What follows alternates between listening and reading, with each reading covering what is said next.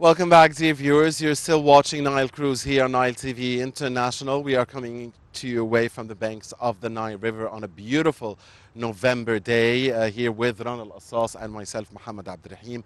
And dear viewers, we'll be talking in this segment about youth and women empowerment here in Egypt, their role in the political field, and how the participation of women and youth has increased in the political area, in the political domain in the past few years. For instance, in the parliamentary elections, yes, Rana, taking place nowadays, we have 25% of the candidates are women. We've seen a high participation for women as voters in the past few elections here in Egypt in the democratic process. We're also seeing a lot of youth participation again as voters, as candidates, as again youth and women empowerment is a major goal for the government here in Egypt. And with us now are two very special, young, distinct students who study at the Economics and Faculty of Economics and Political Science. Your Mohammed. faculty, Rana, I know. Yes, that's why I know the name by heart. Faculty of Economics and Political Science, and it's a pleasure to have them with us. A very good day. Mohammed, their names with you? Yes, Rahma, Tarek, and Abdel Fahmy. Glad to have you with us, Rahman, Abdurrahman. Thank you for joining us. Of course, it's a pleasure to have you with us today in today's episode of Nile Cruise. And at the beginning of our segment, I'd like to ask you, of course, about how do you view women's representation, the women representation in the current parliamentary elections taking place here in Egypt. And as, of course, we have to tell the viewers from here, Mohammed, that we already have two phases of the parliamentary elections. Phase number one already took place with the Giza constituency, along with many other constituencies. And of course, we're starting on the 7th and 8th of November, the second phase of the parliamentary elections, which is going to be Cairo, and many other constituencies, Muhammad. Of course, Cairo consists of many constituencies with other places here in Cairo, Muhammad. Not only in Cairo, but everywhere in Egypt. So there are two phases. And on the 7th and 8th, we're going to be starting the second part. Tell us, please, about the women's participation, of course, which is very important because since President Abdel al-Sisi actually became the president of Egypt, and he always gives directions that women participation in anything that's taking place in the country should be very important. Okay, first of all, we all know that the parliament includes 568 members. What? Seats, members or seats. Okay, seats and members, and 142 of them are women. So that's why we can see that women have a great constitutional and political role in Egypt, especially in the parliament. And there's a constitutional amendment says that the women should be in the parliament by 25% of the seats. And we can say the increase of women rule in the elections and voters and the candidates and all the stuff. That's why we can see that the women rule is being increased in the political life in Egypt. Right. Abdurrahman, you could also talk to us about women empowerment, not only Rahma, and also about youth empowerment. How do you see the development of youth empowerment in Egypt in the past few years? The development of youth empowerment in Egypt is, I can't say it's in the perfect situation. It's still in the growing situation. Since the President Abdel al-Sisi became the president of Egypt, he was clear that he wants to empower youth, and he wants youth to claim all the credits for in Egypt. He wants to make use and get the advantage of the youth in Egypt. But this step or this plan is more complicated than it seems. I mean, now we have 7 years or about 6 years from President Abdel al-Sisi had become the president. We see very much progress in the process of empowerment of youth. For example, a few weeks ago, you can see the sorry, the ministry, the minister of immigration and Egyptian abroad, she, Dr. Nabila Makram, she interchanged or transferred her position with some girl. She was a teenager. Yeah, she was from the youth for one day, and it's a tradition that very known outside Egypt, but it was the first time in Egypt. By this way, you can see that how we can make the youth understand how the state works. The youth can understand how what is a ministry on the field, not only theoretically. No, we can see how we communicate with Egyptians abroad, how we can manage Egyptians' problems and communicate with them. It's a very good step, but I see that we still can get more better than this. Right. We go on to Rahma. Rahma, how do you see that the participation of women here in Egypt as voters, not as representatives of the parliament? How do you see the participation, and they go to vote, and women are, when you come to see, compared to men, you see that the percentage of women is more than the percentage of men that actually take their, and elder women actually that take themselves and go to the ballot stations, to the ballot polls, of course, to participate. How do you see this from your own perspective? Okay, I think that if women do not take an interest and participate others well, and they will influence the decisions that will govern the women life. So that's why I think women just take interest to vote and to take part in the political life, just as voters and candidates. That's why I think that women take part in these elections, especially to vote and to specify the women role in elections as voters and as candidates. How can we encourage voters to go to the ballot stations and elect, of course, the candidate nowadays as we are discussing elections? Because this is a very important point, that we need voters to go to actually and participate in the parliamentary elections that are taking place here in Egypt. Okay, I think the solution is to raise awareness about that the women have to give their opinions, especially in rural areas that they're not allowed to give their opinions. So we have to raise awareness about the women role and the women rights in voting and expressing their opinions, especially in all fields, not just in the political field. So we can take it gradually, we have to tell these people in these rural areas that women have to express their opinions and take part in elections, even just as voters. And in these areas, if we just improve the women role there, I think it would be more easy and easier to improve it here. Right. I want to go back to you, Rahman, and ask you about what do you think are the most important domains that the government needs to focus on when it comes to youth in Egypt? Job creation, enhancement of skills,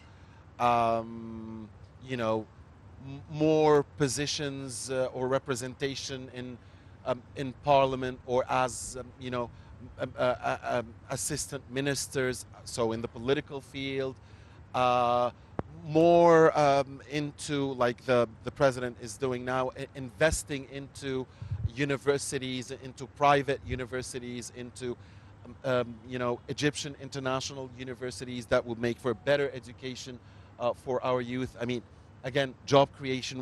What is the main among these, and maybe more, goal or dream of youth, or the area you think the government should focus most on? All the elements you have mentioned, Muhammad, is very important steps into making the youth more powerful position in Egypt. But I can see all these as small elements in a one big plan that aims to a one big purpose, which is guiding youth. Youth and young people are energetic. They have many energy. They have new ideas. They want to. They have passion into the life. but they lack the experience. They don't know how to use this passion or how to use this energy, and so if you lost them, you lose a lot of energy. And by the concept of economics, as you mentioned, I have economics major. So this energy is a currency. You lose a currency, you lose assets. So you need to guide these assets in the right way. So President Abdel Fattah al-Sisi, in my opinion, he sees this point. He arranges these elements. He is investing in the private universities and also in the universities owned to the state, just to guide the youth in the academic field right. And on the other hand, he encourages youth to participate in many actions and many activities and social activities and non-governmental organizations. These work together and to Like the make World Youth Forum and like the World others, Youth yeah. Forum. And in our faculty, in Faculty of Economics and Political Science, we can see a lot of opportunities to participate in some things. Let me give you an example. You mentioned that you have a quota or a special 25% for women in the parliament. Also, we have in the district councils. In the district councils, you have a 25% for women. Also, you have a 25% for youth. The district councils is something like a Yeah. smaller simulation, a smaller part from the parliament. So when you invest, Municipalities, المحليات, right? yes, Municipalities. yes. Yeah. So when you invest in youth, being a member or have a seat in district council, as you mentioned, then after 5 years or so what, he will be They have a more better chance, experienced. definitely, Yes, yes, yes, and they have practical experience on how does the parliament works. What is a parliament? The Egyptians are all not only youth. They don't know what politics is. They think politics is the price of the gasoline, the relations with other countries, relation with Arab countries, and so on. But they don't know what politics is in practical, on the field. So I see this a very important element, and I see that government is giving it attention as it sees. Great. Rahma, the role of the political role played by the women since the year 2014, do you see any difference from 2014 to 2020 in the role of women in participation? So let's say in parliament, let's say in any political means in our country. Okay, I think of course it differs because I think that the women role, especially politically, increased in the last few years as voters and as candidates, especially in political life and political fields. Now we can see women take Ministries? ministries, yes, and important positions in political institutions and political organizations and all the stuff. That's why I think that the women role increased in the last few years, and raising awareness about a women role in the political life and the economic life in all fields of life in the society is being increased in the last few years because of women rights and all this stuff.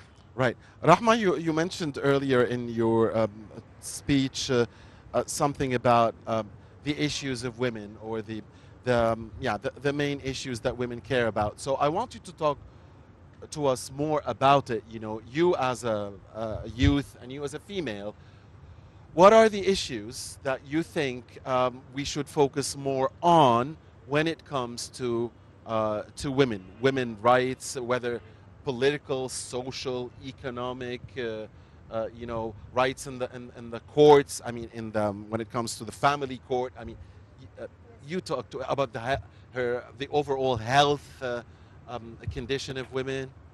Okay, I think that women in Egypt face a lot of challenges in the working life and in social life. So we can classify it into two parts or two sections: the working life and the social life. In working life, we can overcome these challenges, and I think women in working life suffer from like pressure and abuse and all the stuff that, for example, women cannot take an important possession in an institution or a big institution or this stuff. So I think in the working life we can overcome it by making some constitutional amendment that saves the women rights in the working life. okay, in this field of work, in economics or political science, is in any Maybe this field. could be done. Sorry to interrupt you, Rahma, Mhm, but it's maybe okay. this could be done when it comes to the public sector. But it's difficult to impose anything on the private sector. Wouldn't you agree? Okay, I think it's easy in both ways, in the private section or whatever. But I think if we make laws and constitutional amendment that save human rights, it would be different. We are not, yani, we are not just raising awareness about human rights. We need, sorry, women rights. We need constitutional amendment and new law to make Okay. people to yani, to force people to respect the woman rule in work or in whatever. Right. Okay, but when we talk about social life, women actually face a lot of challenges and another pressure and another yani another things ever. Okay, if we talk about social life, we can say that in rural areas we find that customs and traditions and bad health, they suffer from bad education if they were educated from the beginning, and bad health and all this stuff. So if we raise awareness and make constitutional amendments and law, I think it'd be different. Yeah, I'm very happy that you said raise awareness first, because Yes. I think raising awareness comes number one, especially when it comes to rural areas, about the importance of girls getting the right education and caring for them as much as boys are being cared for. Allow me, Rana, to Go take ahead. something to Abdel Rahman. I felt he wanted to say something, especially when it came to the economic part when Rahma was talking. So I want you to comment on that, and let me just say first of all, um, that the issue of equal opportunities between men and women and equal payment and equal salaries is an issue even in the U.S. and even in the most Yes. advanced of Yes, countries, sure. and that's why I was saying that I think it's difficult to impose something on the private sector. It's all about being competent, it's all about your talent. So would constitutional amendments work with the private sector? I'm not so much a man of law, but I see that the state, they have the opportunity to do this. The state can just act like a supervisor on the private sector to make sure that there is a balance between the free market, as you said, the talents, the qualifications, and so on, and equal payments and equal opportunities. But the very important point is that raising the awareness must take a step into the women's itself minds. Some women, they see that this is normal, this is the ordinary. They born into this situation. They see that there is no racism happens in the Yeah, no society. discrimination. Yes, Yeah. no discrimination, and this idea you have to fight it. So I mean, if the state they want to give the women their rights, but the women themselves, part of them are not courage to doesn't have the courage to get these rights. Understood. You won't be able to do this in the private sector, especially as there's the lack of supervision from the state in the private sector. This is my point of view. But from the economic point of view, I can see women just as youth, they are assets in the society. They have power, they have imagination, they have creativity, and we need this especially as Egypt is in the state of developing country. Egypt can be considered as a developing country. And the state, especially President Abdel Fattah al-Sisi, is encouraging entrepreneurship very much by social workshops, by giving opportunities to youth to begin their business or small businesses. The state carries this too much on their shoulder. I see women can do a very good part in this plan. Women can Absolutely. push, yes, women can push the wheel of the entrepreneurship to another stage or another phase. But discrimination and social racism, just as Rahma said, this makes our economy grows by a slower rate, and this will lack or will act as an obstacle in the developing nation. Okay, Abdurrahman, you said your major was economics, and Yes. here we come to a very important subject or a topic, which is economics, which is a very important means of our income here in our country. It's a turning point, of course. The economy is a very important way of bringing us stability, and of course, tourism is one of the main sectors among many other sectors that are very important for the country. In light of the coronavirus, of course, pandemic, which we are facing nowadays, and we're on the verge of a second phase, of course, or a second Yes. wave. How do you see the Egyptian economy in light of all the certain circumstances that are going on? I see the economy, the Egyptian economy behaved very well during the coronavirus pandemic. Maybe the best economy in the surrounding area. And this is not only my personal opinion. The International Monetary Fund, they said the same statements. They give positive statements about the Egyptian economy. Although you see the Turkish economy is in a bad recession, for example, most of the African economies are they are collapsing due to the coronavirus, and this because the state they could manage or they could balance between the lockdown and not they didn't lock down a fully lockdown, they a partial lockdown that balances between the curfew on the and the social distancing, but in the same way or in the same time the economy did not stop at all.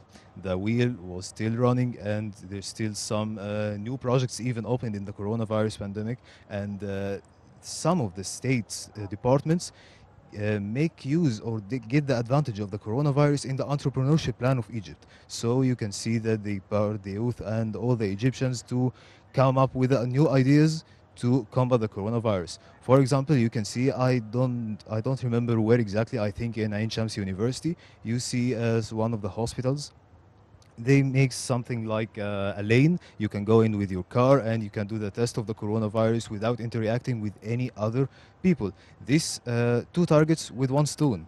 You can see this a new project, a new money in the economy, pushing the economy upward, and in the same time social distancing and precautionary measures. So I see the Egyptian state and the Egyptian economy behaved very, very well in the coronavirus, and I'm not afraid at all from the second wave. Also, I think Egypt will beat the second wave and will combat it before it even starts. You Yes, don't foresee second lockdown or in our country, and is our country capable, Rahma, of another lockdown or even we never had a curfew? full lockdown, Rana. No, no, I mean, it was, I know we. yeah, That's why I yeah, said a curfew. yeah. I mentioned this wrong. Did you? Do you think we're capable of another facing another curfew and facing what we went through in the first wave, in the second wave here in Cairo or in Egypt as a country, or we're gonna go on and move on from your from your own point of view?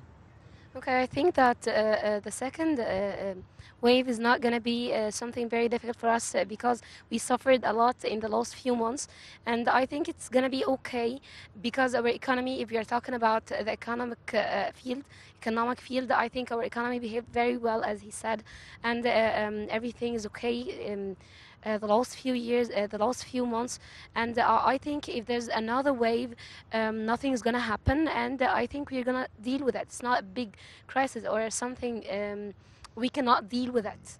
Yes, Yes. hopefully, inshallah. And we have to say, of course, this is a potential second wave. We don't know if it's going to come or not. It's a potential second wave. But I It guess started, Mohammed, in many countries such as Yeah. Spain It and already started United in no, Europe, I mean, Kingdom it's, but I mean, yes. and here. Germany. They Yeah. actually have But a I have lockdown. faith. Now I have the- faith the- in the- Egypt. the It won't United start. Kingdom is on the verge of a Th- complete that's lockdown clear. next, Already a lockdown in next England. Monday. Yeah, Yeah. that's true. But I mean, a potential second wave in Egypt. But I have to agree with the youth here that, and just add something very small that the mega infrastructure projects that were taking place at an excellent speed, despite the challenges of the COVID-19, they were one of the main drivers and main engines for the growth of the Egyptian economy, for the creation of jobs and for Yes, the growth, true, the Mohammed. mega infrastructure projects. True. Again, And uh, it's also worth to mention that the youths play a very important role in handling the management of the coronavirus pandemic absolutely. at the start of the pandemic, Mohammed. Absolutely, absolutely, Rana. So I want to go stay with Rahma here, and Abdurrahman was saying something about that women can have a big role when it comes to the government schemes and plans for getting the economy to where it should be. Again, this is yes, there is a good performance, a relative good performance when we compare to our neighbors, to our region. But of course, the ambitions are very high. We want to go up, and we want to improve the GDP even more and go at a faster growth rate and create more jobs and so on. So women, if one of the main goals, and it is, of the state is to improve education, to improve the health system. Then I guess to get more into the spinning and weaving and the cotton industry that used to be a top industry in Egypt in the past, you know, decades ago. If that is the case, and this is the case, then women, when it comes to education, when it comes to the health care system, when it comes to, you know, the cotton industry, I guess they could play a major, major role. Yes, okay. I think that women will play a very important role in this industry and in this economic life. And if we're talking about that we are trying to improve the education, I think we should start in the rural areas that women and girls do not get educated at all. So I think if we want to improve the education, we should start there. And usually the best teachers are women. I'm sorry to interrupt you. It's okay. Especially those who teach the youngsters, the KGs, the grade Yes. ones, the grade sixes. I can see this point. They are the best teachers. I can see this point, especially in our faculty, and I think Rana will agree with me. Most of the professors, most of the TAs are all females. Yes. Yeah. So we agree that you know, when it comes to the education field or the healthcare field, they're the best doctors, the best nurses, and in the cotton industry or the weaving, spinning, and textile industry, they could have a major role. Yes. Okay. And this is what we're looking forward to. Okay, I think yes. I think women, they can do anything at all. They can do anything in any project, any economic project. Yes, I don't see any problem in it. Yes. Absolutely. Muhammad, of course, Rahma, thank you so much for joining us in today's episode of Nile Cruise. Abdel Rahman, it was a very, of course, special segment. Thank you very much for joining us. Thank you. Thank you very Thank much. you. It was This a pleasure segment to of be Nile with you Cruise. here in Nile Thank you Cruise. so much. You We enjoyed having gave you. us Thank you. informative knowledge. Thank Dear you. viewers, stay with us. We'll be back again.